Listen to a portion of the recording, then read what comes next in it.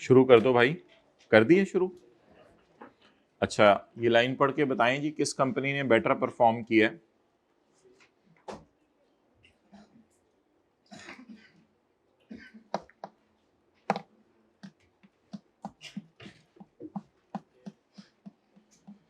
या बराबर परफॉर्म किया है, या कम परफॉर्म किया है, या अच्छा परफॉर्म किया है? हाँ जी, ए ने नहीं, मैं रेशियोज निकाले बगैर कह रहा हूं, बताएं। ईपीएस निकाले बगैर बताएं किस कंपनी ने बेटर परफॉर्म किया है? ए ने, बी ने? आप कह रहे थे हमने पढ़ा हुआ है FR1 में, पता नहीं है।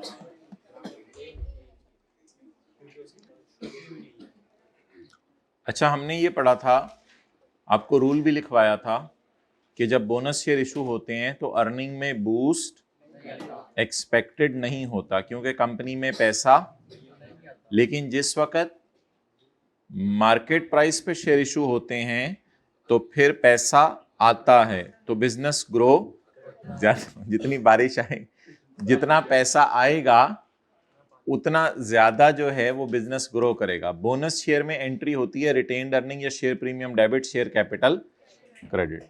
तो बिजनेस ए और बी ने प्रॉफिट कमाया है 3,02,025 में। दोनों ने स्टार्ट किया था 30,000 नंबर ऑफ शेयर से साल के शुरू में। बिजनेस ए ने 40,000 शेयर 10,000 शेयर इशू किए और बिजनेस बी ने भी, लेकिन एक ने बोनस शेयर इशू किए और दूसरे ने। अच्छा, किस कंपनी को 1 मार्च को पैसा आया होगा? पैसा कंपनी बी को। और किस कंपनी को पैसा नहीं आया होगा? ए को। तो किसका प्रॉफिट जरा बेटर होना चाहिए था? किसको ज्यादा बेहतर परफॉर्म करना चाहिए था? दोनों ने ही 3 लाख कमाया। अब एक ने जो है वो 30,000 शेयर तो साल के शुरू में दोनों के थे, उनकी तो बात ही ना करें, वो तो दोनों के थे। मेरा सवाल है, ये एक ने पैसा इकट्ठा नहीं किया, उसने भी 3 लाख कमा लिया, तो बताए ना। एक ने पैसा इकट्ठा नहीं किया, उसने भी 3 लाख कमा लिया। दूसरे ने पैसा इकट्ठा करके भी, पुराने शेयर्स पे भी कमाया, इस पे भी इकट्ठा करके भी मैक्सिमम कितना कमाया? 3 लाख। तो किस कंपनी ने बेटर परफॉर्म किया है? ए ने, क्योंकि ए के जो शेयर्स हैं उसके अगेंस्ट पैसा इकट्ठा नहीं हुआ था। कितने शेयर्स के अगेंस्ट पहले ही पैसा कभी आया होगा? 30,000। और 10,000 शेयर जब इशू किए बोनस, तो पैसा आया नहीं आया? और दूसरी के पास पैसा आया, अब वो पैसा लेके भी 3 लाख कमा रही है और ये पैसा ना लेके भी 3 लाख कमा रहा है। बताएं किसने बेटर परफॉर्म किया है? ए ने। ये तो ऐसे ही हमने आपसे पूछा था जरा, ताकि आप अटेंटिव रहें। ओके, होमवर्क में आपको ईपीएस के सवाल तो मिल जाएंगे, इधर ले आना। बस एक बात इसमें ऐड कर लें ताकि हम फिर IFRS 15 की तरफ मूव करें।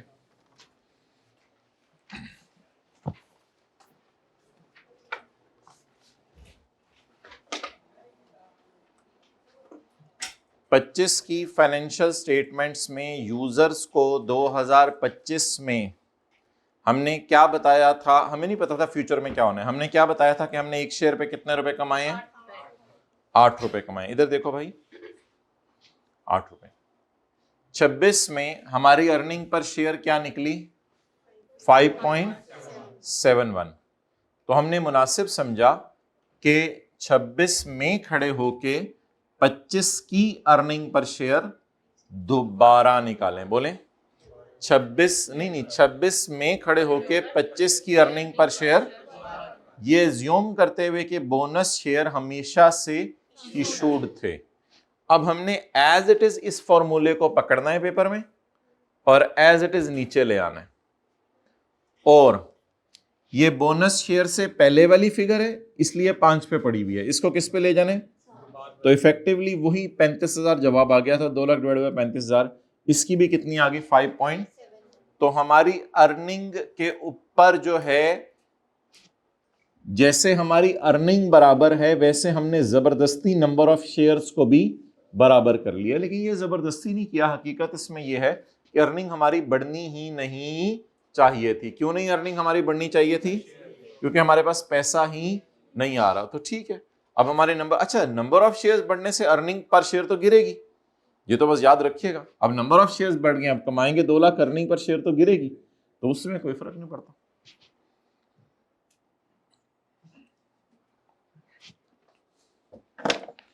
तो 1-2 सवाल इसके आपको होमवर्क में मिल जाएंगे। अच्छा जी, अब IFRS 15 की तरफ आ जाएं।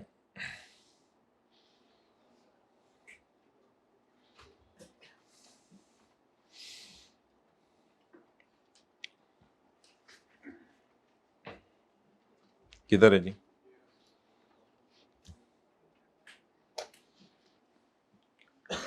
अच्छा, इसमें 2 कॉन्सेप्ट्स रिवाइज कर लेते हैं, फिर पास पेपर का क्वेश्चन नंबर 12 पे हाथ डालते हैं।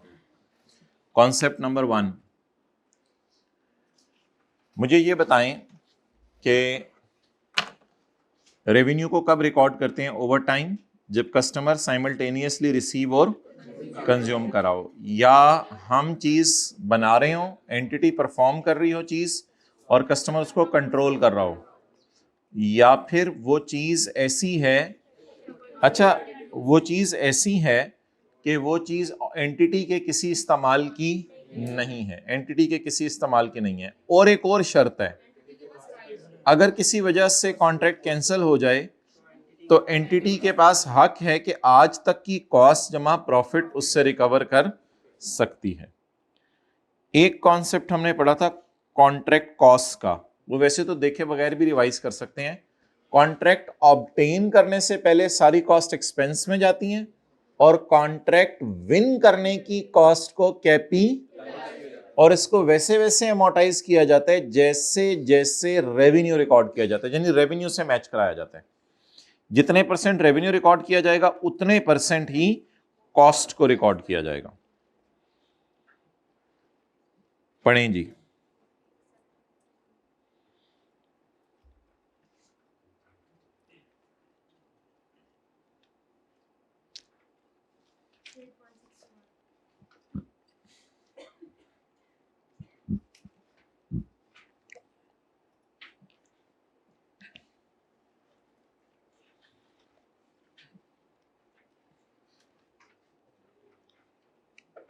IFRS 15 की तरह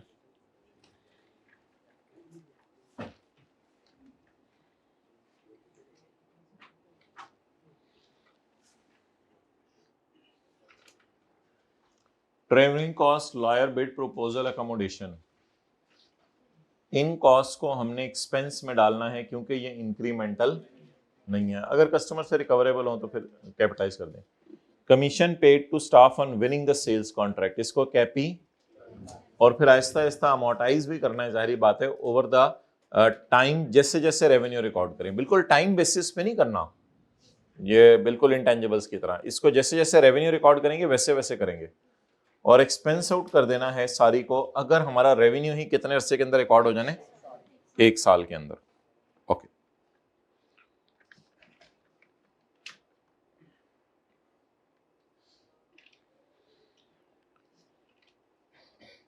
निकालें पास पेपर क्वेश्चन नंबर 12।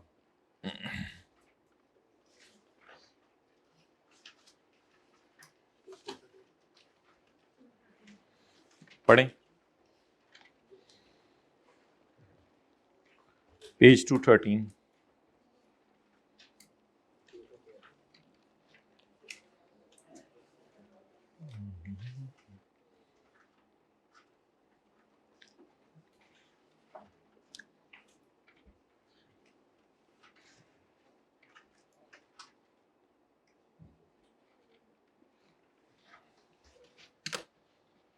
जी जल्दी करें, पढ़ लें।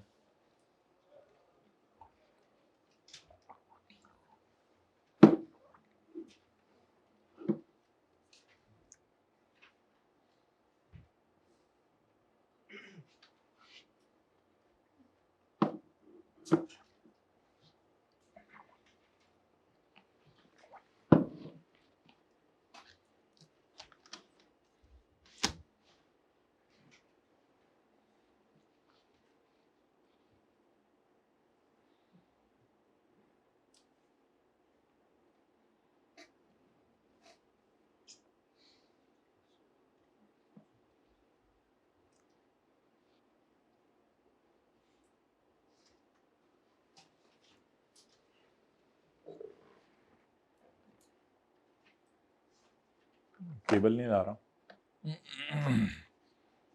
उस्मान, केबल।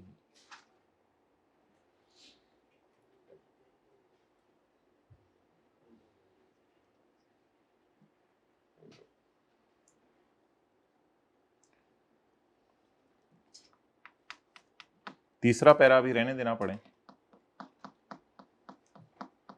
जी, पढ़ लिए पहले दोनों पैरे। अच्छा मुझे ये बताएं कि कॉलेज वालों ने स्टेशनरी शॉप वाले को कहा हुआ है, किसी बाहर स्टेशनरी शॉप, अपना स्टेशनरी शॉप वाले, कॉलेज वालों ने स्टेशनरी शॉप वाले को कहा हुआ है कि हमें 50 मार्कर हर महीने दे जाया करो। तो स्टेशनरी शॉप वाले से कॉन्ट्रैक्ट हुआ है कि 6 महीने तक 50 मार्कर रोजाना दे जाया करने हैं। आप बताएं स्टेशनरी शॉप वाला जो रेवेन्यू रिकॉर्ड करेगा वो कैसे करेगा, at a point in time या over time? Point in time. क्यों? इसलिए कि मैं मार्कर रिसीव और कंज्यूम नहीं करा साथ साथ, और वो मार्कर मेरे प्रेमिसेस में आके नहीं बना के दे रहा, और दूसरा मार्कर कोई ऐसी स्पेशलाइज नेचर की चीज नहीं है कि ऑल्टरनेट यूज इसका ना हो। तो बस जब जिस दिन मुझे 50 मार्कर पकड़ाएगा 31 जनवरी को, उस दिन उसका रेवेन्यू रिकॉर्ड कर लेगा। 28 फरवरी को फिर 50 मार्कर पकड़ाएगा, उस दिन उसका रेवेन्यू रिकॉर्ड कर लेगा। तो ये है एक बेहतरीन मिसाल रेवेन्यू रिकॉर्ड करने की at a point in time. On 1 November 2021 को Excitement Limited entered into a contract with customer to manufacture and sell 100 units of specialised machine. हम तुम्हें 100 यूनिट्स ऑफ स्पेशलाइज्ड मशीन बेचेंगे at a total contract price of 300 million. तो एक machine की sale price seller के लिए होगी 300 million divided by 100 units is equal to 3 million. तो 3 मिलियन की एक मशीन हमने बेचनी है। ठीक है जी, आगे चलें। Machines will be delivered in lots of 20 units at the end of each quarter.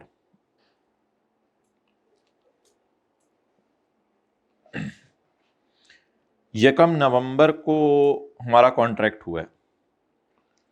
नवंबर, दिसंबर, जनवरी, फरवरी, मार्च, अप्रैल, मई, जून, जुलाई, अगस्त, सितंबर, अक्टूबर, नवंबर, दिसंबर। अच्छा जी, जून रह गया, जनवरी, फरवरी, मार्च, अप्रैल, मई, जून, जुलाई रह गया। अच्छा, जुलाई, अगस्त, सितंबर, अक्टूबर, नवंबर, दिसंबर। अच्छा जी, at the end of each quarter पहली डिलीवरी होगी अगले साल। हमारा साल तो 2000 किधर है? ईयर एंड लिखा हुआ है? हाँ लिखा हुआ है। कहाँ लिखा हुआ है? 31 दिसंबर। अच्छा, सेकंड पैराग्राफ में हमारा ईयर एंड 31 दिसंबर है। ओके, पहली डिलीवरी होगी अगले साल, फिर अगली होगी अप्रैल को एंड पे, फिर अगली होगी जुलाई के एंड पे, और फिर अगली होगी अक्टूबर के एंड पे, और फिर अगली होगी जनवरी के एंड पे। इस तरह 5 डिलीवरीज होंगी। 20 यूनिट्स हमने डिलीवर करने हैं 5 दफा, ताकि 100 यूनिट्स डिलीवर हो जाए। तो ये तो हो गया डिलीवरी का टाइम। तो PL has paid 10% non refundable consideration in advance.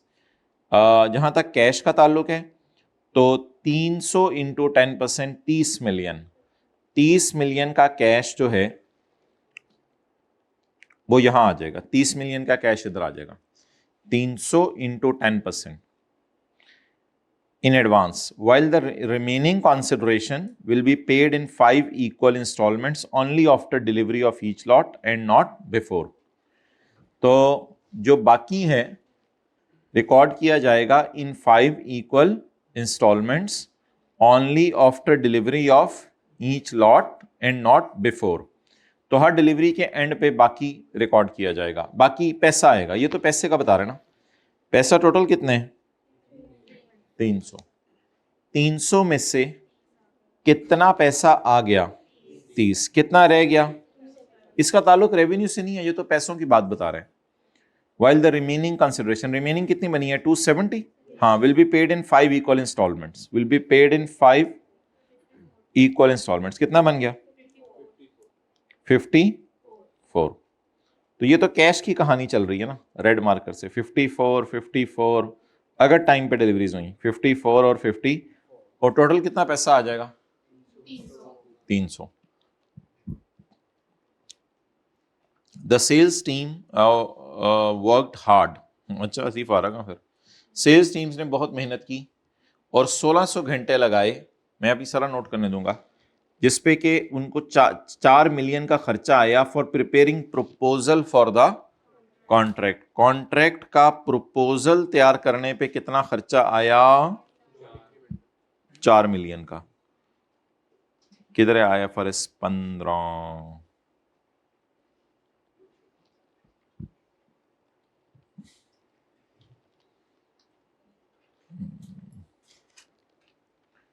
ये कौन सी कॉस्ट है बताएं? ये कॉस्ट है बिड प्रपोजल की। Preparing for bid proposal. The team was also awarded with a bonus of 6 million upon obtaining the contract. ये commission उनको या बोनस पे की, इधर देखें, इधर अटेंटिव रहें, ये बोनस उसको पे किया ऑन विनिंग द कॉन्ट्रैक्ट।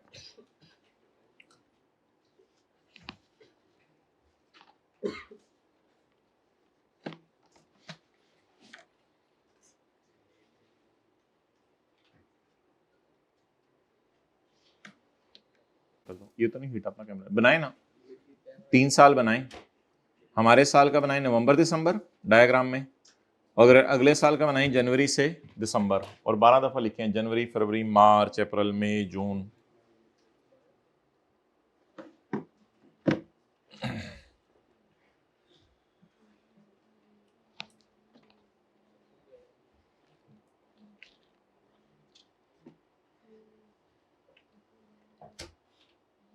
और वो डेट्स डालने जब डिलीवरीज होनी है, डेट्स डालने जब डिलीवरी होनी है।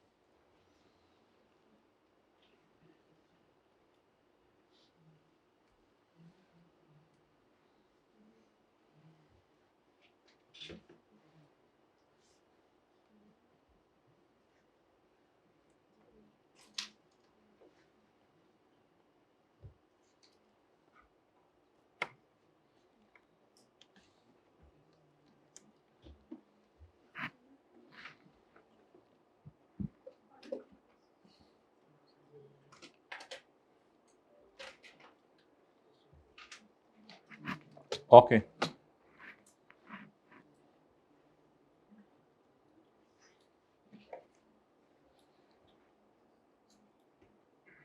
6 million upon obtaining the contract. अब तो 31 दिसंबर 2021 हमने 15 यूनिट्स बना लिए हैं जो डिलीवर होने हैं 31 जनवरी 22 को। तो यहां तक खड़े होके हमने 15 यूनिट्स मेन्यू, चले नोट करें, सारा ही नोट कर ले, नीचे जगह खुली है।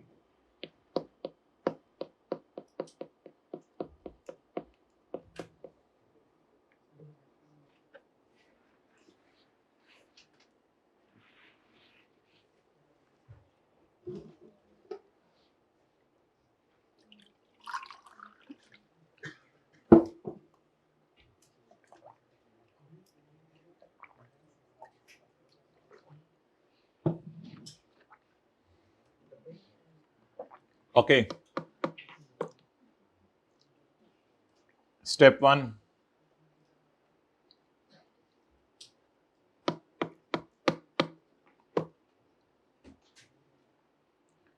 पांच स्टेप्स के अलावा हमारी 2 डिस्कशंस और भी हैं, कॉन्ट्रैक्ट कॉस्ट्स और प्रेजेंटेशन। अच्छा, अब मुझे ये बताएं कि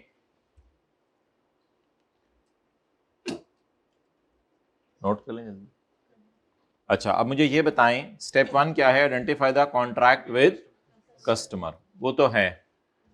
step 2, identify separate performance obligations, वो तो हर मशीन अलग अलग है, सॉर्ट ऑफ आप इसको कह सकते हैं 100 परफॉर्मेंस ऑब्लिगेशन है, ये भी याद रखिएगा।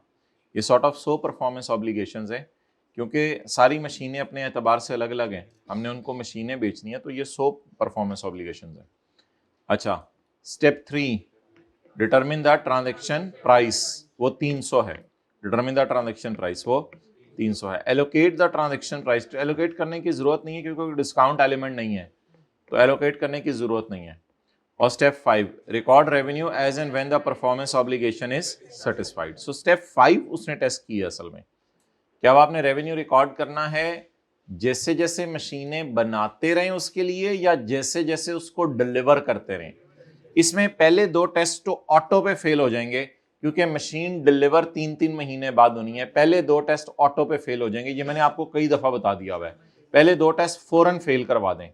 वजह नंबर 1, साइमल्टेनियसली रिसीव और कंज्यूम ने कहा रिसीव होना है 3 महीने बाद। और दूसरा, अच्छा डिलीवरीज ये हैं, डिलीवरी अगर मैं बात करूं तो पहली डिलीवरी, बल्कि मैंने वो ब्राउन मार्कर से बना दिया हुआ है डिलीवरीज ब्राउन मार्कर से बनाई हुई है, और हमारे साल कोई डिलीवरी नहीं है, पहली डिलीवरी अगले साल है। अच्छा, तो साइमल्टेनियसली रिसीव एंड कंज्यूम तो हो नहीं सकता। दूसरी बात, और हम अपने प्रेमिसेस में रह के बना रहे हैं, हमारे प्रेमिसेस में तो आ भी नहीं रहा।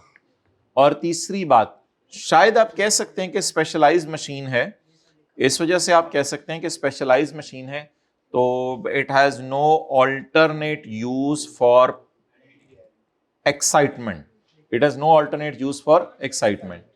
लेकिन अगली लाइन नहीं लिखी हुई, अगली लाइन नहीं लिखी हुई कि अगर कोई मसला हो किसी वजह से तो सेलर का राइट है पेमेंट का for performance completed to date. ऐसी कोई लाइन सवाल में नहीं लिखी हुई, तो दूसरी लाइन भी तो होना शर्त है ना।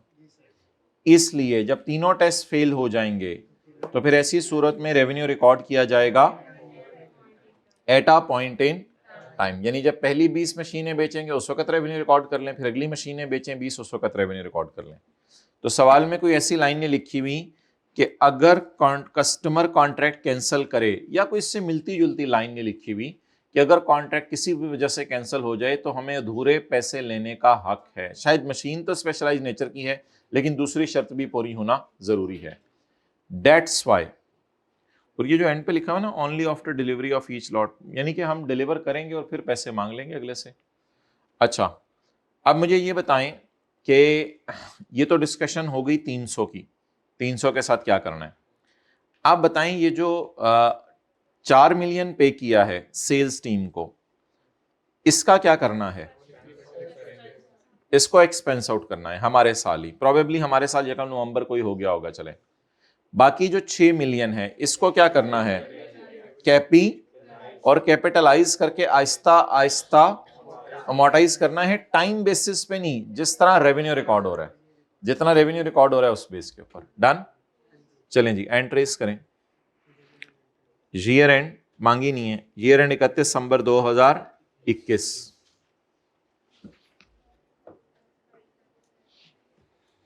ओके, सबसे पहले बताएं, ऐसा कर लेते हैं ना, पहले सेल्स टीम को पेमेंट्स कर देते हैं, फिर उससे एडवांस पकड़ लेते हैं। 1 नवंबर को सेल्स टीम्स को पेमेंट कर देते हैं। बिड प्रपोजल की कॉस्ट की क्या एंट्री की थी हमने? एक्सपेंस डेबिट कैश क्रेडिट, कितना? अच्छा, रेवेन्यू सारा का सारा हमारे साल रिकॉर्ड होने या एक से ज्यादा सालों पे स्प्रेड है? अगर रेवेन्यू सारा का सारा हमारे साल रिकॉर्ड हो जाना था फिर एक्सपेंस में डालने, वरना इसको कैपिटलाइज करना है। कैपिटलाइज करने की एंट्री किसी को याद हो? Inventory debit, inventory debit cash credit, कितना?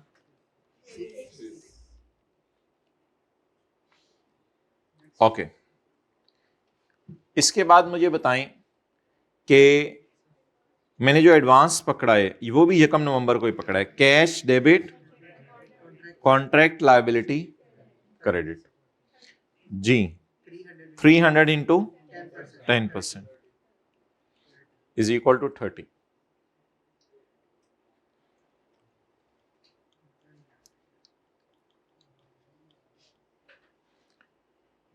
एक और एंट्री होगी जो कि हमारे शायद सिलेबस में नहीं है, वो है कॉस्ट टू फुलफिल कॉन्ट्रैक्ट। ये थी 10 million cost to obtain contract, cost to fulfil contract 15 machines की manufacturing cost, inventory work in progress debit और कैश क्रेडिट। लेकिन कॉस्ट टू ऑब्टेन कॉन्ट्रैक्ट हमारे सिलेबस में है, कॉस्ट टू फुलफिल कॉन्ट्रैक्ट नहीं है हमारे सिलेबस में, इसलिए उसने इसका डाटा नहीं, नो डाटा।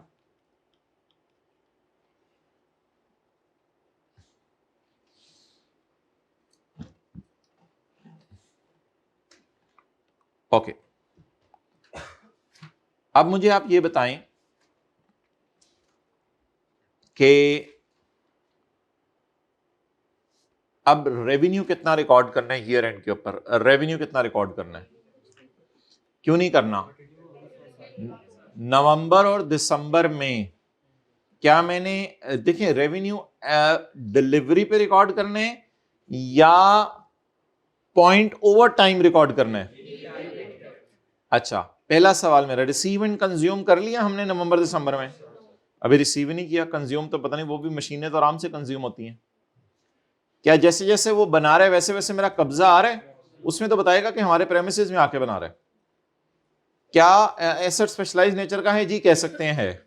लेकिन अगला सवाल, क्या कहीं लिखा हुआ है कि अगर काम अधूरा रहा तो फिर उसके पेमेंट लेने का हक है सेलर का? अगर ये लाइन नहीं लिखी हुई तो फिर तीनों टेस्ट क्या हो गए? नॉन रिफंडेबल से फर्क नहीं पड़ता, नॉन रिफंडेबल के लफ्ज को नहीं देखना आपने, आपने बस ये देखना है कि नॉन रिफंडेबल तो वैसे भी एडवांस पकड़ा है हमने, ठीक है। नॉन पेमेंट के रिफंडेबल नॉन रिफंडेबल होने का जिक्र ही नहीं किया, उसने कहा कि बस अधूरे पैसे लेने का हक है या नहीं, ये बता दो जी। हाँ, इसीलिए तो एज्यूम नहीं करना, अगली शर्त मस्ट है, बाइंडिंग है स्टैंडर्ड के अंदर। स्पेशलाइज्ड नेचर में अगली शर्त बाइंडिंग है, वरना वो हो ही नहीं सकता।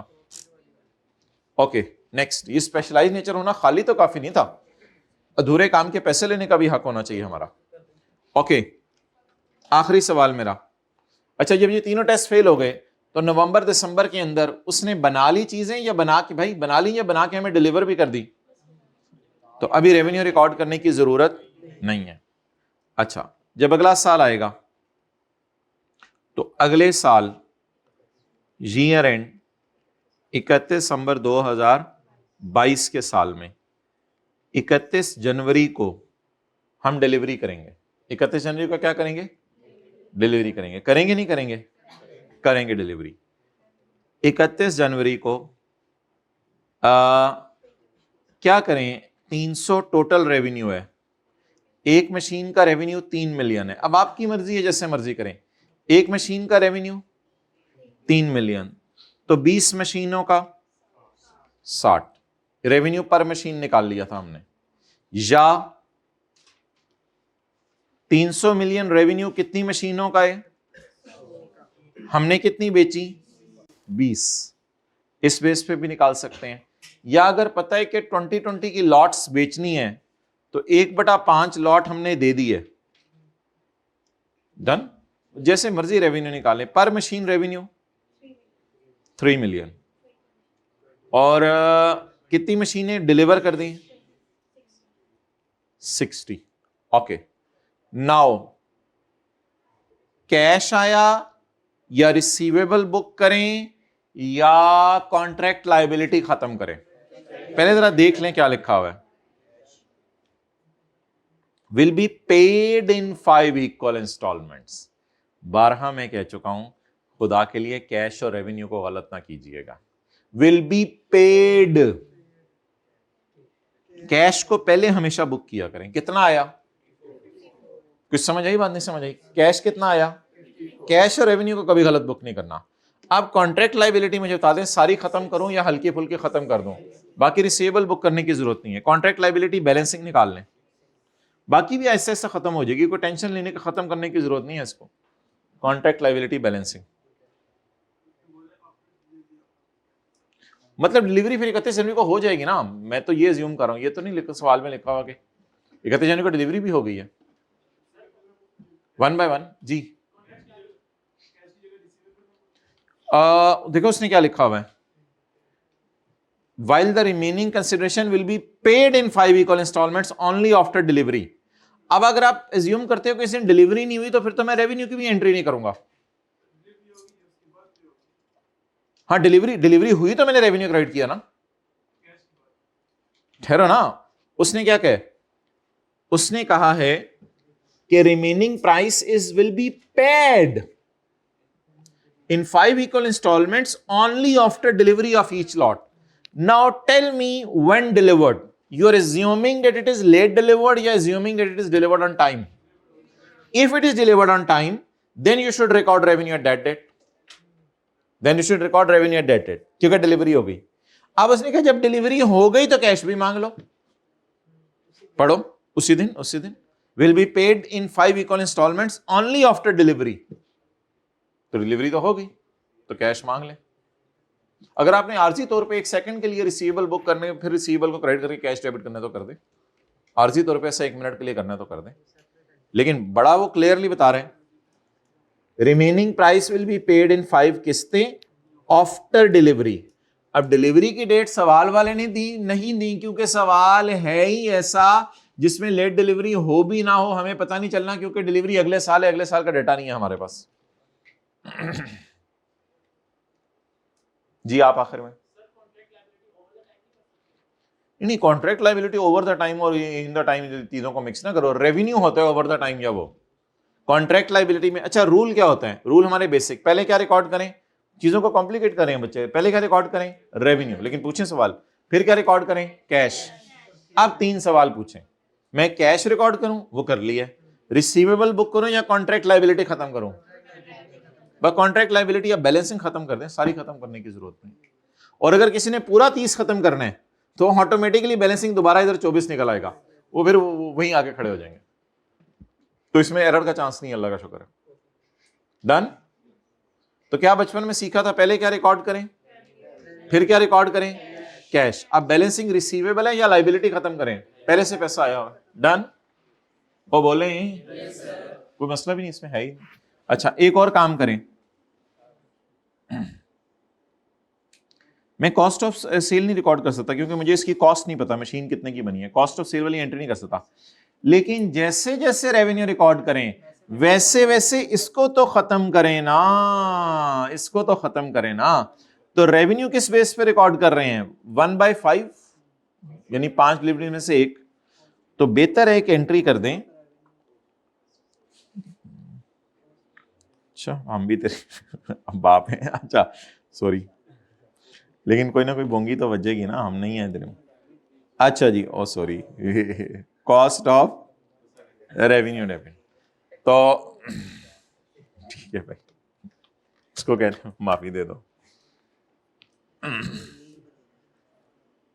आजो भाई, खुलो भाई, इन चीजों को मजाक ना बनाया करो भाई।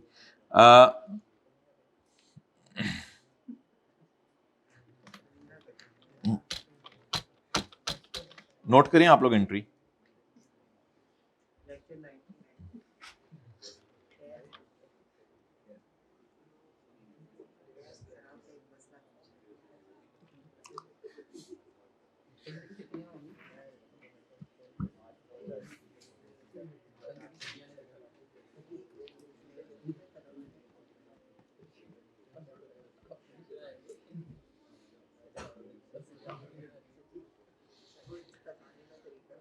जिन हजरात को ये बात याद आ रही है कि हम कॉस्ट ऑफ रेवेन्यू रिकॉर्ड करते थे परसेंटेज निकाल के, तो उनके लिए मैं परसेंटेज भी निकाल देता हूं। मुझे बता दें कितने परसेंट प्रोजेक्ट कंप्लीट हो गया है। 100 में से 20 डिलीवरीज कर दी हैं, तो कितने परसेंट प्रोजेक्ट कंप्लीट हो गया है? 20% प्रोजेक्ट कंप्लीट हो गया है। तो जब 20, ओ सॉरी, ये तो पिछले साल का है, पिछले साल सिर्फ पहले साल की एंट्रीज करवाई थी। अच्छा ये नहीं, पता नहीं। अच्छा ओके, वो वाली ऊपर करा दी थी। अच्छा जी, अच्छा आप बताएं, बच्चे फेल किसी एक स्टैंडर्ड की वजह से नहीं होते। अच्छा आप बताएं, ये ओवरऑल हरकतें होती हैं पूरे सेशन की। 31 जनवरी 22, मुझे ये बताएं कि कितने परसेंट रेवेन्यू रिकॉर्ड हो गया है? 20% रेवेन्यू रिकॉर्ड हो गया, जो मर्जी कह दें।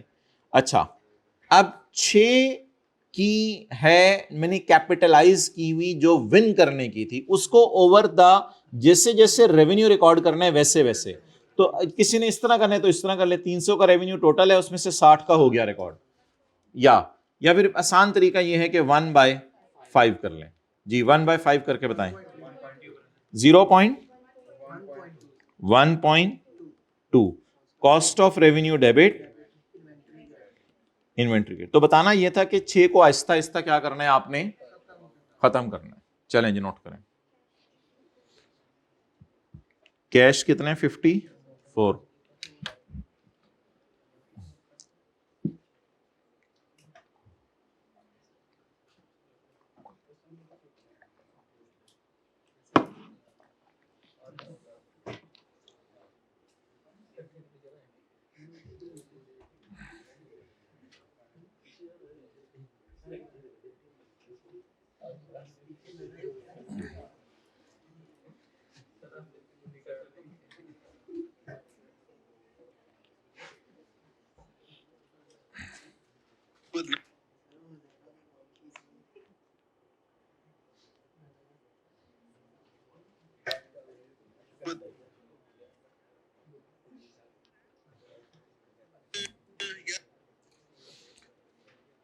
अच्छा जी, अब डिस्कशन करना शुरू करें सवाल की रिक्वायरमेंट पढ़ के। अब आप identify the contract with customer, separate performance obligations, और उसको रहने दे, बस डायरेक्ट बताएं। लिखें जी। सवाल पूछा हुआ है उसने, analyse the treatment suggested by CFO. अच्छा, पहले सीएफओ का जरा ट्रीटमेंट देख लें, पहले वो क्या है, सीएफओ क्या मशवरा दे रहे हैं। CFO has suggested that revenue for 15 units should be recorded as the machines are of specialized nature and have no alternative use for EL। अधूरी बात लिखी है इसने अधूरी बात लिखी है। CFO की लॉजिक ये है कि क्योंकि चीजें स्पेशलाइज नेचर की हैं, और वही लफ्ज उसने दोबारा आगे लिख दिया, means these have no alternate use, मतलब यही लफ्ज दोबारा लिख दिया ना आगे। पेमेंट का इन्फोर्सेबल राइट है, वो लाइन उसने नहीं डाली, तो ये अधूरी बात की है इसने, full stop. Further the sales team, अच्छा अभी नोट करें। असल में आप याद रखें, वो जो कॉस्ट टू ऑब्टेन कॉन्ट्रैक्ट थी ना, जिनको कैपिटलाइज करना है, तो उनको रेवेन्यू में तब डालना, उसको सॉरी उनको एक्सपेंस में तब डालना है जैसे जैसे रेवेन्यू रिकॉर्ड करना है। डन। अच्छा, नंबर 1 वो ये मशवरा दे रहे हैं कि स्पेशलाइज नेचर की है, इसलिए 15 का रेवेन्यू रिकॉर्ड कर लो, यानी सॉर्ट ऑफ वो यही कह रहा है कि 15 चीजें हमने उसके लिए बना के रख ली हैं, तो रेवेन्यू रिकॉर्ड कर लो ओवर टाइम, क्योंकि 15 बना के रख ली हैं उसके लिए। हालांकि ऐसा नहीं करेंगे। Further sales team cost of 10 million should be charge to P&L as this has been fully recover. जी भी लॉजिक है, ऐसी तो कोई लॉजिक नहीं है, ये तो जी भी as this has been fully recovered from through 10% advance. तो ऐसी तो कोई बात स्टैंडर्ड में लिखी नहीं थी कि ये कॉस्ट अगर जो है वो एडवांस मनी के जरिए रिकवर हो गई हैं तो फिर इनको जो है वो एक्सपेंस में डाल दो, ऐसी कोई लॉजिक हमने नहीं पढ़ी। ये तो ऐसी इसने अपनी तरफ से कोई बात की है। अब पहले आप करेक्ट ट्रीटमेंट लिख दें, फिर उसके बाद जो है वो CFO की बात कर लेंगे। दोनों को मिक्स करके चलाना हुआ तो वो भी हम देख लेंगे, फिलहाल आप करेक्ट ट्रीटमेंट लिखें। पहले लिखें जी, the transaction price in this case is ₹300 million। The transaction price in this case is ₹300 million.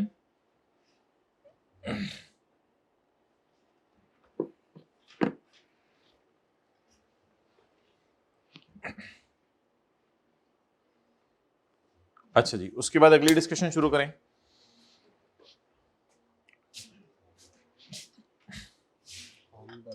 ठीक है।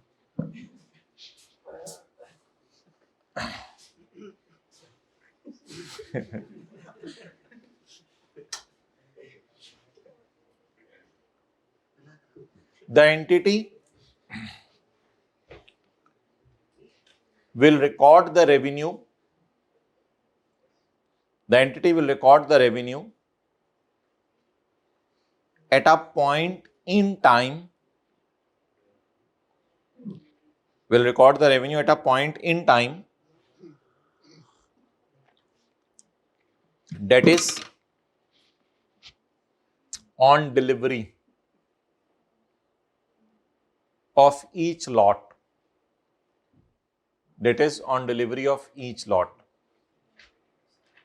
Delivery of each lot, her lot, her 20 units जब बेचेंगे तब उसका रेवेन्यू रिकॉर्ड करेंगे, that is on delivery of each lot, because, अब इसमें पहले 2 पॉइंट डिस्कस करने की जरूरत नहीं है साइमल्टेनियसली वाले, बिकॉज दो the machine is of specialized nature and have no alternate use, because THOUGH, because दो, क्योंकि, अगरचे, because दो मशीन, चुप please, because please don't waste the time, because दो मशीन, नहीं इधर से देखें ना, has specialised nature and have no alternative use, but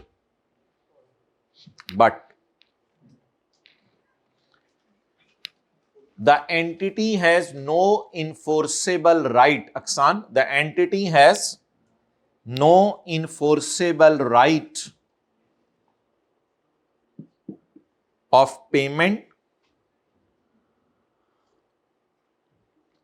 the entity has no enforceable right of payment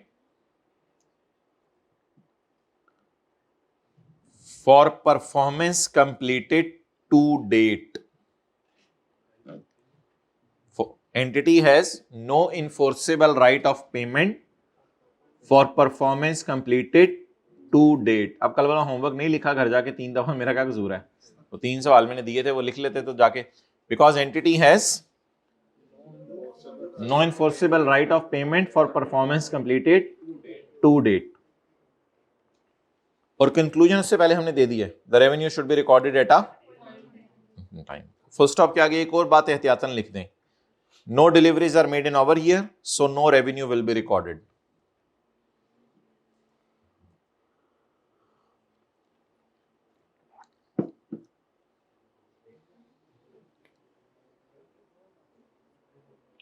no deliveries are made in over year, या till 31 December 21, जैसे भी till 31 December 21 चलो सुना था, no deliveries are made in over year, so no revenue will be recorded.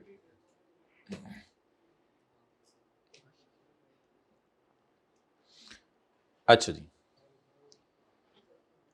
अब इससे पहले कि मैं आगे जाऊं उसकी तरफ, वो जो है अल्लाह आपका भला करे, कॉस्ट टू ऑब्टेन कॉन्ट्रैक्ट, उससे पहले लिख लें the cash received will appear in the books as a contract, the cash received of 30 million, अगली line, the cash received of 30 million will be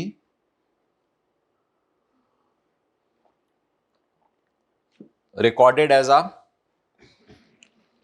contract liability,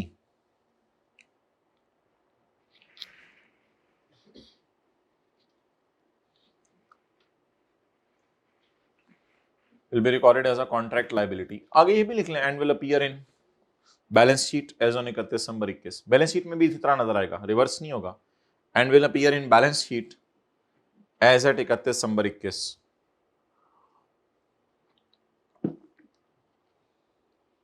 अगला पैरा, अब अगले पैरे में कोई रोप डालने की जरूरत नहीं है, as far as the cost to obtain a contract are concern, let's start discussion, नहीं इस तरह लिखने की जरूरत नहीं, आगे लिखें अगले पैरे में, further the cost of 4 million for preparing proposal, the cost of 4 million for preparing proposal for Anjum Saab, sorry for preparing proposal, for Anjum Saab नहीं, sorry, the cost of preparing proposal of 4 million is not an incremental cost,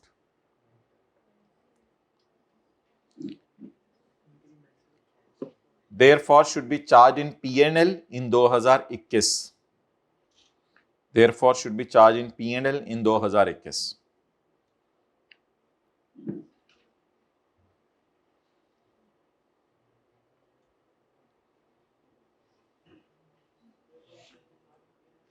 in 2021. However,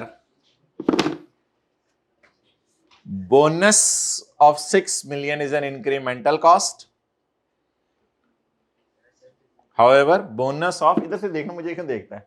However, bonus of 6 million, मुझे तो 108 दिन हो गए तो ये देखते हुए, टैक्स के भी डाल ले 110 दिन. However, bonus of 6 million, however, bonus of, however, bonus of 6 million is an incremental cost.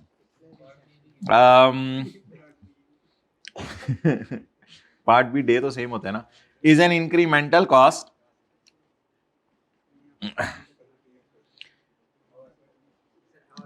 However, rupees 6 million, 6 million की नेचर नहीं लिखी. Bonus is an incremental cost.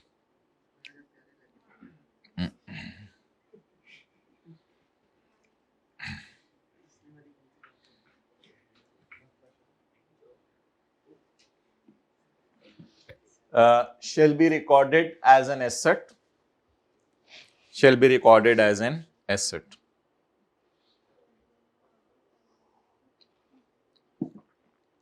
ये जो हमने पढ़ा था पैरा 91 में, shall be recorded as an asset, इसको इन्वेंट्री की कॉस्ट में डालेंगे और आगे लिखते हैं and will be amortized as and when the revenue is recorded. And will be amortized या will be charged to P&L, ज्यादा अच्छा लगता है, छोड़े पर amortized. Will be charged to P&L as and when the revenue is recognized. Will be charged to P&L as and when the revenue is recognized.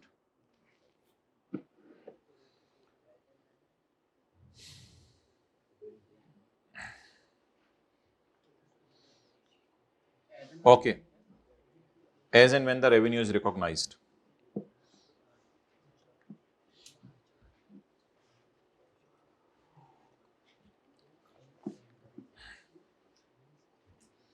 Analyze the treatment suggested by CFO.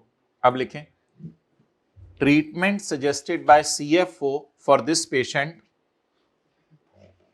Treatment चलिए इतना सा तो लिखे ना, treatment suggested by CFO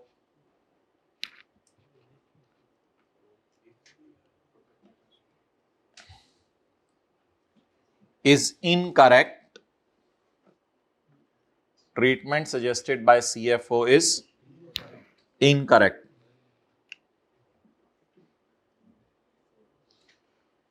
थोड़ी सी यहां logic बता दें. सीरियस?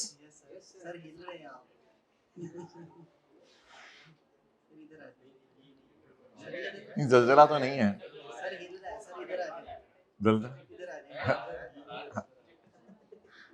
सर आ रहा है.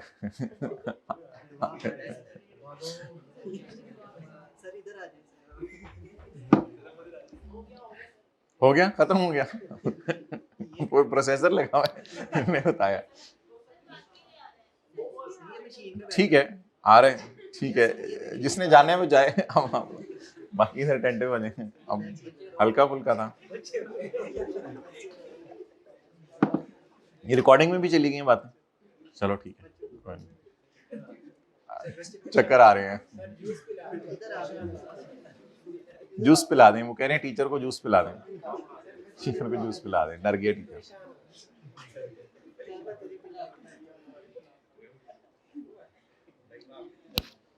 जी बताएं भाई, क्या लिखें?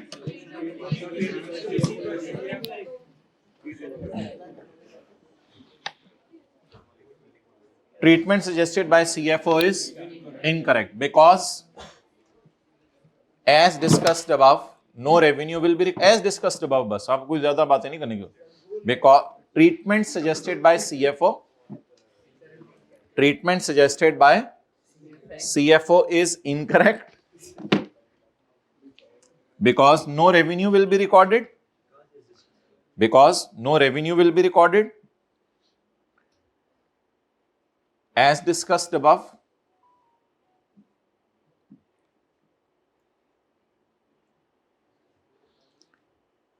and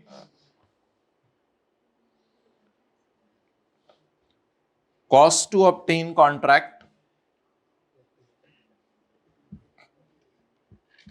and cost to obtain contract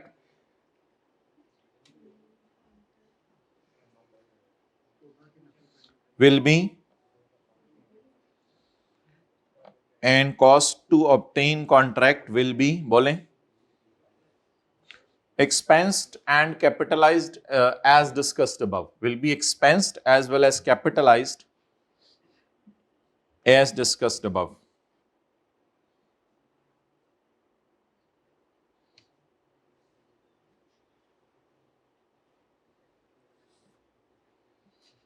अच्छा, हाँ सीएफओ को इसके साथ साथ भी कर सकते हैं। अच्छा, आई कैप ने देखें क्या शुगर लगाया है, आई कैप ने एक शुगर लगाया, वो देखें उसने सीएफओ के पॉइंट को कहीं भी निगेट नहीं किया, उसने बस as per IFRS 15 in case where entity performance is creating an asset with no alternative use, the entity can record revenue over time if the entity also has right to payment. As agreement yields entitled for remaining consideration after delivery of each lot, so it should not record revenue over time. इसने थोड़े और तरीके से अंग्रेजी लिखी है, इसको छोड़ें। Proportionate revenue should be recognized upon transferring control. यानी revenue तब रिकॉर्ड करो जब कंट्रोल ट्रांसफर करो। Goods manufactured till year end should be included in closing stock. ये लाइन हमें डाल देनी चाहिए वैसे। And advance received should be shown as a contract liability. CFO को पता नहीं कुछ कहा ही नहीं CFO को। चलें आगे, अभी तक तो कुछ भी नहीं कहा कि अपने CFO को। The cost of 4 million for 16 hours spent is correctly expensed out. As such cost would have been incurred whether however 6 million paid for bonus. यहाँ थोड़ा सा CFO की बात करके गया है। Should be capitalized as contract cost being an incremental cost and should be amortized. This contract cost should not be amortized and no related revenue has been recognized. नहीं, नीचे तो वो ethics का सवाल है। हाँ, ये थोड़ी सी लाइन डाल गया है as suggested by CFO, बस हल्का सा ऐसी लफ्ज डाल गया as suggested by CFO, लेकिन हमने तो पूरा पैरा प्रॉपर नीचे डाल दिया। ओके, आप बताएं भाई CFO कौन सा फंडामेंटल प्रिंसिपल वायलेट कर रहा है? CFO कह रहा है कि इसको ऐसे कर दो क्योंकि ये ऐसे है और इसको ऐसे कर दो क्योंकि ये ऐसे है।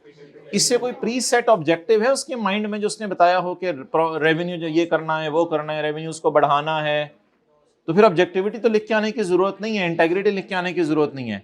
उसने भोलेपन में बातें की हैं, उसमें प्रोफेशनल कॉम्पिटेंस नहीं है। तो प्रोफेशनल कॉम्पिटेंस के बारे में डिस्कशन करके आ जाएंगे। Okay,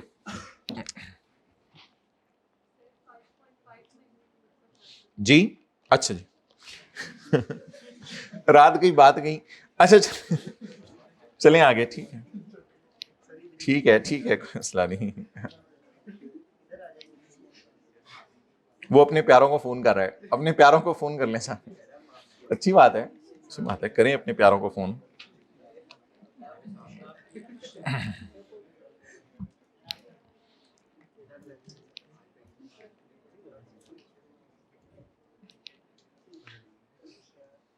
Okay, come on page 156, example number 6, page number 156, example number 6.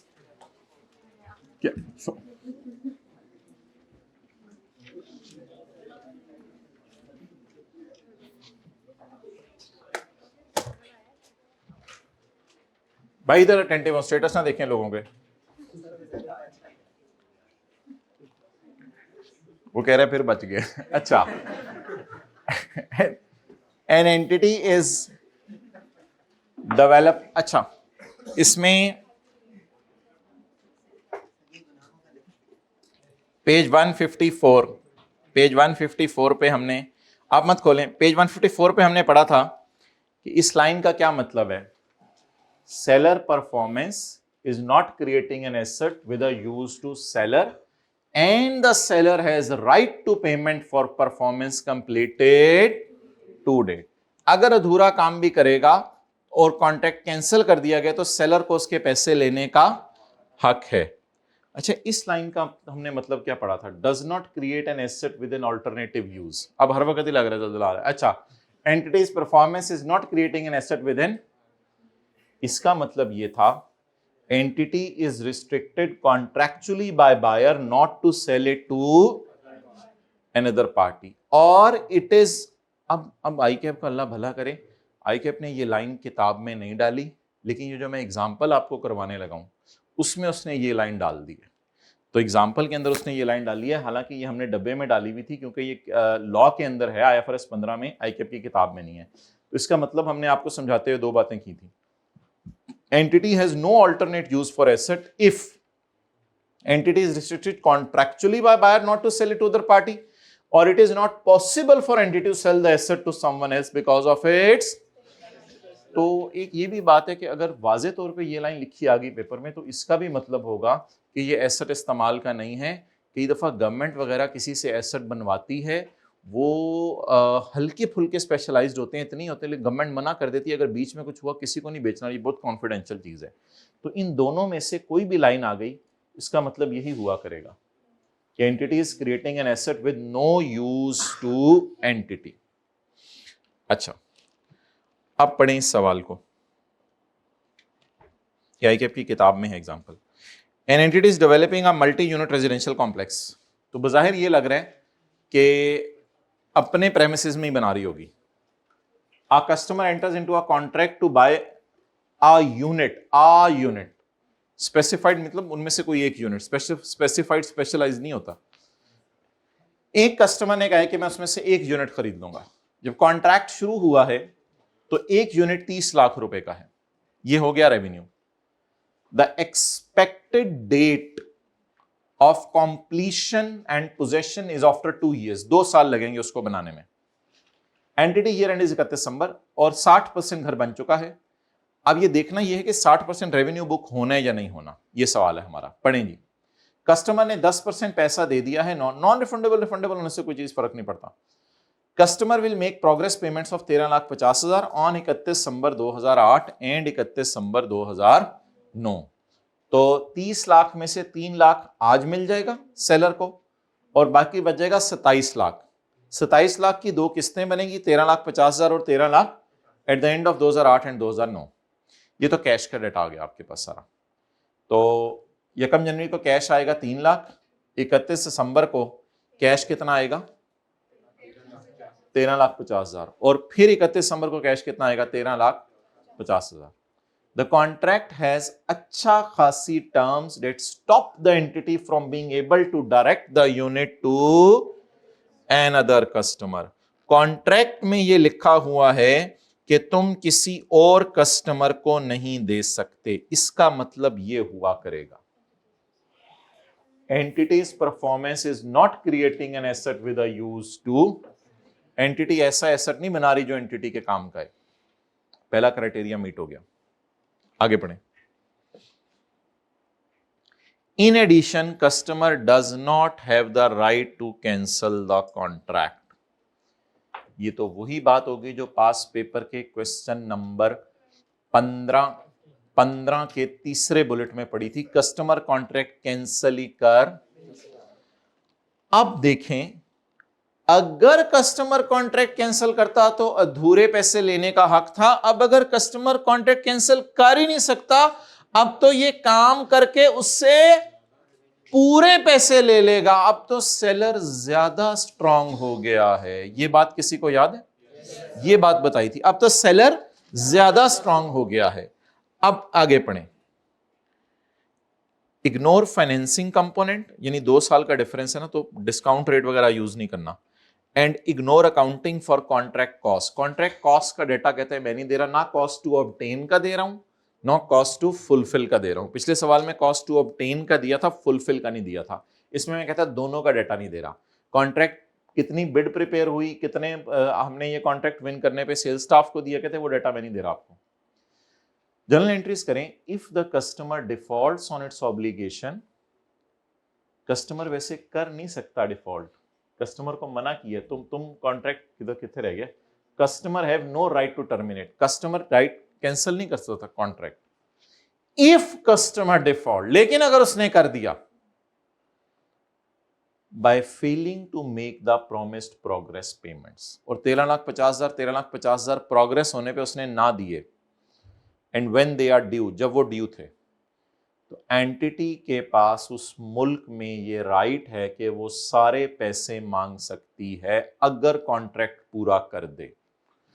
आप बताएं आपको क्या लग रहा है, सेलर का पैसे लेने का हक इन्फोर्सेबल लग रहा है या नॉन इन्फोर्सेबल लग रहा है? इन्फोर्सेबल लग रहा है। कहते हैं अगर उसने कर दिया ना तो छूट कहीं से भी नहीं सकेगा।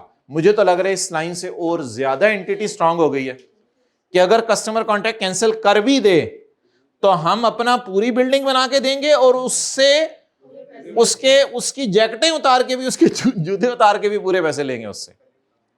अच्छा जी, फुल स्टॉप। धूप नहीं आ रही है, हटाओ जरा, पी कैप हटाओ। The courts have previously upheld, courts ने ये बात मानी है सिमिलर लाइट्स दिए हुए हैं डेवलपर्स को कि तुम लोग अपना काम करो, पैसे हम निकलवा के दिया करेंगे कस्टमर से। The courts have previously upheld similar rights that entitle sellers to require the customer to perform. अच्छा, कस्टमर परफॉर्म ऐसे करते हैं पैसे देके, सेलर परफॉर्म चीज बना के करता है। Subject to entity meeting it's obligation, अगर एंटिटी ने पूरा करके दिया, वो तो कहीं नहीं लिखा, वो तो हम इंशाल्लाह पूरा करेंगे, वो तो हमारे हाथ में है। दूसरा सिनेरियो, इस सिनेरियो में अगेन कस्टमर रोज स्ट्रांग हो गया। दूसरा सिनेरियो, सेलर रोज स्ट्रांग हो गया। In the event of default by customer, अब एज्यूम करो अगली सिचुएशन, अगर कस्टमर डिफॉल्ट करता है, either the entity can require the customer to perform, customer कैसे परफॉर्म करेगा? पैसे देके। अगर कस्टमर डिफॉल्ट करते हैं तो एंटिटी कस्टमर को चपेड़े मार के भी पैसे ले सकती है as required under the contract, जैसे कि कॉन्ट्रैक्ट में हमने लिखा हुआ है, या एंटिटी फिर कॉन्ट्रैक्ट कैंसिल कर देगी फॉर द एसेट, एसेट का कॉन्ट्रैक्ट कैंसिल कर देगी। अगर कस्टमर ने कहा मैं ये 14,50,000 नहीं, under the construction and an entitlement, और एंटिटी फिर ले लेगी penalty of the contract price की, कुछ पेनल्टी मांग लेगी, कॉस्ट और प्रॉफिट नहीं ले सकेगी। अच्छा, अब भी पॉइंट सी का दूसरा बुलेट पूरा हो रहा है, बिकॉज अब भी बॉल जो है वो एंटिटी के हाथ में है, यानी क्या कहते हैं, कोर्ट उसके हाथ में, एंटिटी नहीं कुछ कहते होते हैं, मुझे इस वक्त ध्यान में नहीं आ रहा।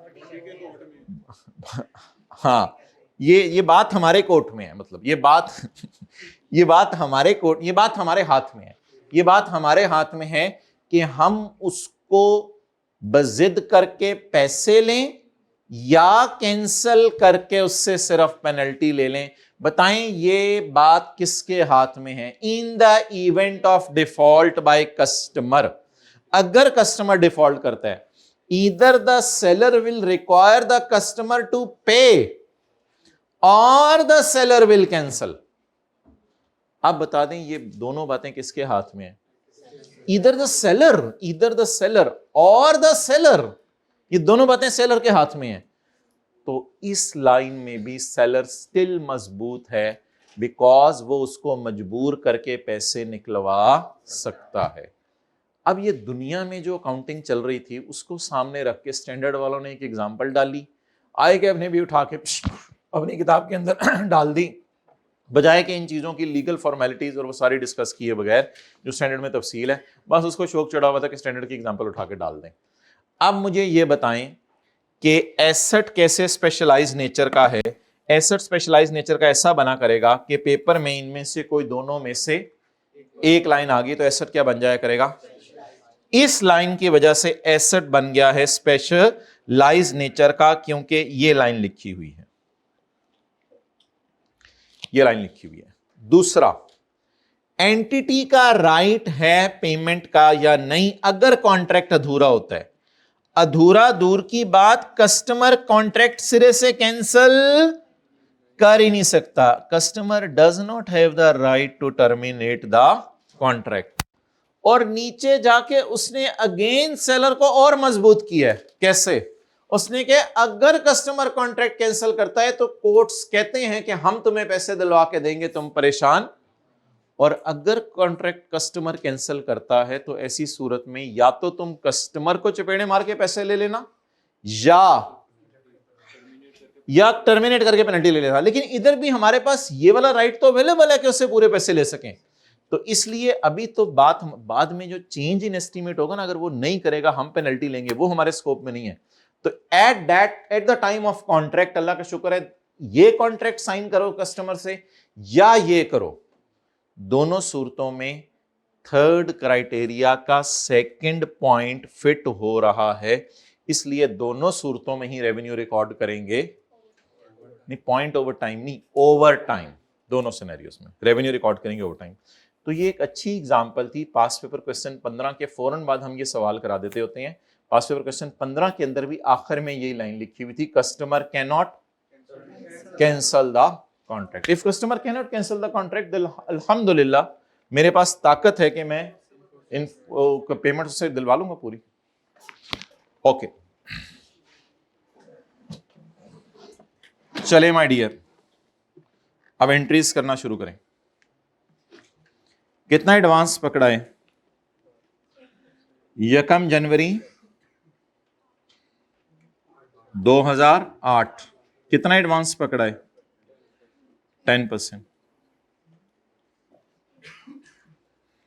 3 मिलियन।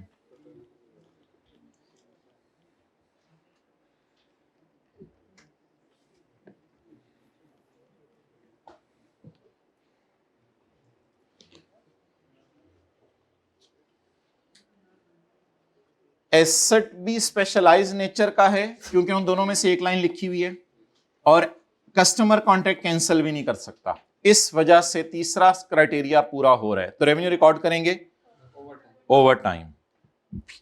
आप बता दें 31/12/8 को कितने % प्रोजेक्ट कंप्लीट हो गया? तो इसको बेशक इधर लिख लें, वर्किंग 1, इसमें जो P&L बनेगा इसमें रेवेन्यू कितना रिकॉर्ड होगा? What is percentage of completion? तो रेवेन्यू कितना? 3 मिलियन। ये 3 सिफर काट दें, 3 लाख कर लें इसको। 3 मिलियन इंटू 60%, 1800। अब खुदा के लिए मेरे से लड़िएगा ना, रेवेन्यू और कैश पहले रिकॉर्ड करें, फिर उसके बाद अगली बात करते हैं। कितने % प्रोजेक्ट कंप्लीट हो गया? 60%। तो रेवेन्यू कितना रिकॉर्ड कर लें? 1800।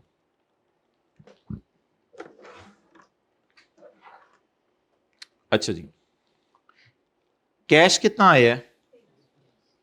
1350 उसने दिया हुआ है, 1350। आप बता दें रेवेन्यू मैंने रिकॉर्ड कर लिया 1800, कैश आ गया 1350। अब पहले भी पैसे आए हुए हैं या सिर्फ आने हैं? और फिलहाल एक बात का जवाब दें जो मैं पूछना चाह रहा हूं, पहले भी आए हुए हैं या आने हैं? और पहले भी आए हुए हैं। पिछले सवाल में मैं पूरा नहीं खत्म कर सका था क्योंकि इतनी जगह ही नहीं थी इस एंट्री के अंदर। इस सवाल में पूरा खत्म करके देखें, फिर भी एंट्री टैली नहीं हो रही।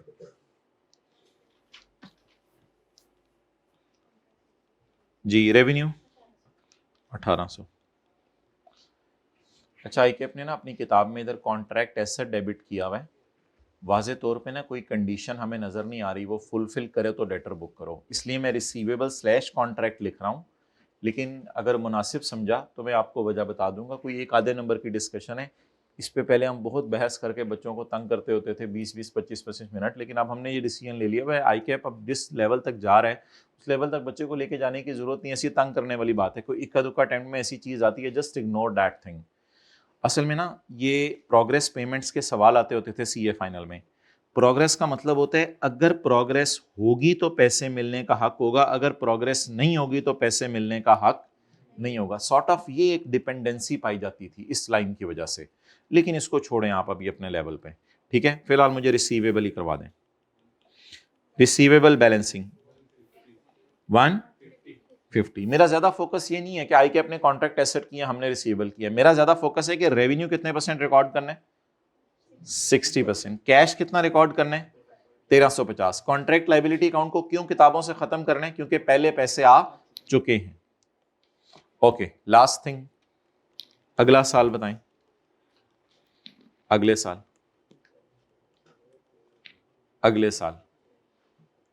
वैसे मैं आपको बताऊं हमने P&L कैसे बनाया था, मुझे याद है P&L इन टॉपिक्स में हम बनाते थे as on.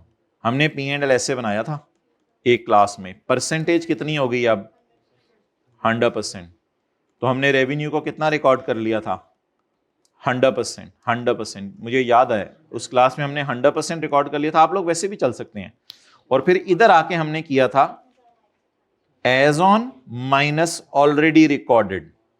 So what is revenue for the year 1200। लेकिन छोड़ें, बस आप लोग 40% रिकॉर्ड कर लें, आसान है, कोई इतना वो कॉम्प्लिकेटेड नहीं था कि उस साइड पे जाते। उधर कॉस्ट भी साथ साथ रिकॉर्ड करनी थी उन सवालों में, वो पुराने हो गए हैं, वो आप रिवाइज करेंगे तो याद आ जाएंगे। 3000 इंटू 1200, बाकी आप खुद ही कर दें, कैश वगैरह देख लें कितना आ रहा है। और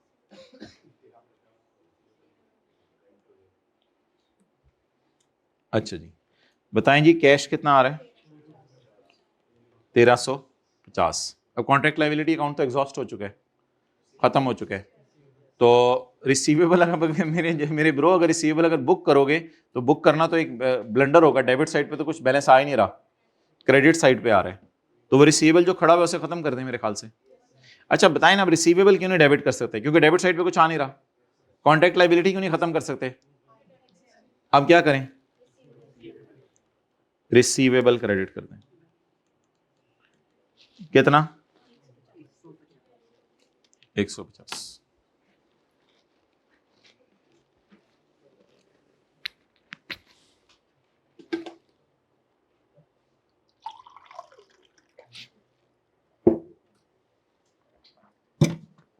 हाइब्रिड क्लास में टह नहीं होना, अभी क्लास चल रही है।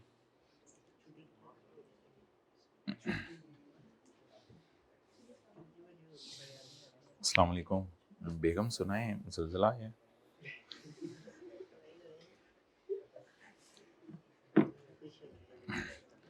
ओके अब आप मुझे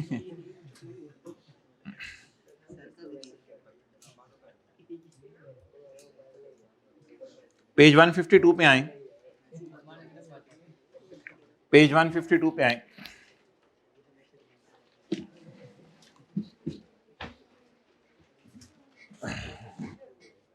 अच्छा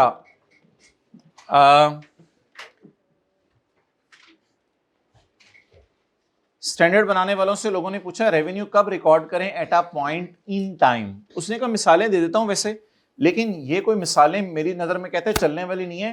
रेवेन्यू ओवर टाइम का मैंने तसल्ली से तुम्हें बता दिया, बैलेंसिंग को revenue at a point in time करना है। वैसे सुन लें, आज स्टैंडर्ड में एक मिसालें दी हुई है कि रेवेन्यू कब रिकॉर्ड करना है at a point in time. Page 152, कब रिकॉर्ड करें revenue at a point in time? When seller has a right to payment, when the customer has, जब कस्टमर के नाम आपने चीज लगवा दी, when the customer has, bracket छोड़ें, when the customer has risk and reward of, when the customer has accepted the asset। ये 5 लफ्ज हैं, लेकिन ऊपर देखें शुगल ही है। ऊपर वाली लाइन आप पढ़ के हंसेंगे, These are indicators of transfer of control but are not limited। लेकिन यही बात नहीं है, असल बात हमने कहीं और पढ़ी है। These are just indicators of transfer of control। कहते हैं इनसे लगता है कि कंट्रोल ट्रांसफर हो गया है।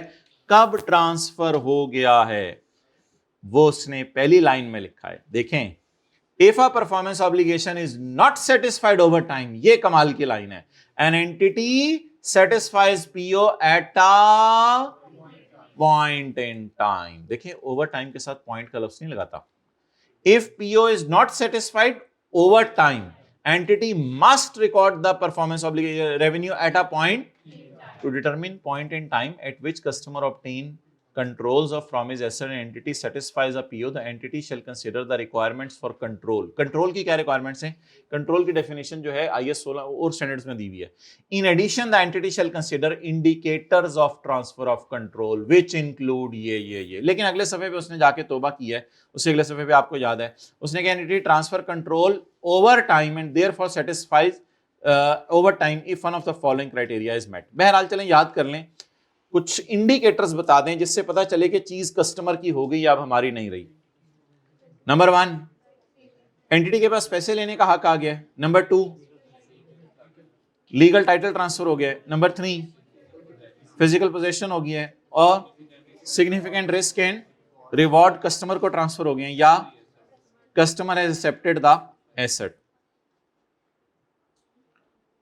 वैसे आमतौर पे बाजार में जो चीजें, बातें ना करें सेकंड लास्ट रो में, आमतौर पे जो बाजार में चीजें बिकती हैं ना किस्तों पे, उसमें फिर लीगल टाइटल ट्रांसफर किए बगैर ही दुकानदार सेल रिकॉर्ड कर लेते हैं। वजह क्या होती है? However, sometimes on sale on installment basis, entity retains the legal title. Entity legal title अपने पास रखती है ताकि बंदा चीजें लेके भाग ना जाए, लेकिन सेल फिर भी रिकॉर्ड कर लेती है। To protect the collection of money, in such a case, sale is alhamdulillah recorded on delivery, even if no title is transferred. तो एक एग्जाम्पल दें मुझे जहां पे कस्टमर को टाइटल ट्रांसफर नहीं हुआ फिर भी सेल दुकानदार बुक कर ले। नहीं, अभी तो मैं ये कर रहा हूं ना, ये बात कर रहा हूं। कस्टमर के नाम चीज नहीं लगी फिर भी दुकानदार सेल बुक कर रहा है। दुकानदार ने किस्तों पे मोटरसाइकिल बेचा, अब कस्टमर के नाम नहीं लगवाएगा, लेकिन सेल बुक कर लेगा क्योंकि कस्टमर को दे दिए, बस ठीक है। क्योंकि यहां पे ना असल में significant risk and reward transfer हो जाते हैं, टाइटल ट्रांसफर होना फिर जरूरी नहीं है। क्लियर? और कई दफा ऐसा होता है कस्टमर चीजें कब्जे में लेगा तो सेल रिकॉर्ड करो, कई दफा कस्टमर नहीं भी चीजें कब्जे में लेता तो हम सेल रिकॉर्ड कर लेते हैं। सोचें, बिल एंड होल्ड अरेंजमेंट, इसमें क्या होता है? Entity does not transfer the but sale is recorded. For example bill and, ये दोनों एक्सेप्शंस आपको मंडे को फ्रेश माइंड के साथ एक दफा पढ़ा दूंगा, फिर आपके जहन में रह जाएंगी। बस ये 5 चीजें याद कर लें, फिर नमाज पढ़ के आ जाएं। Entity has a right to payment, customer has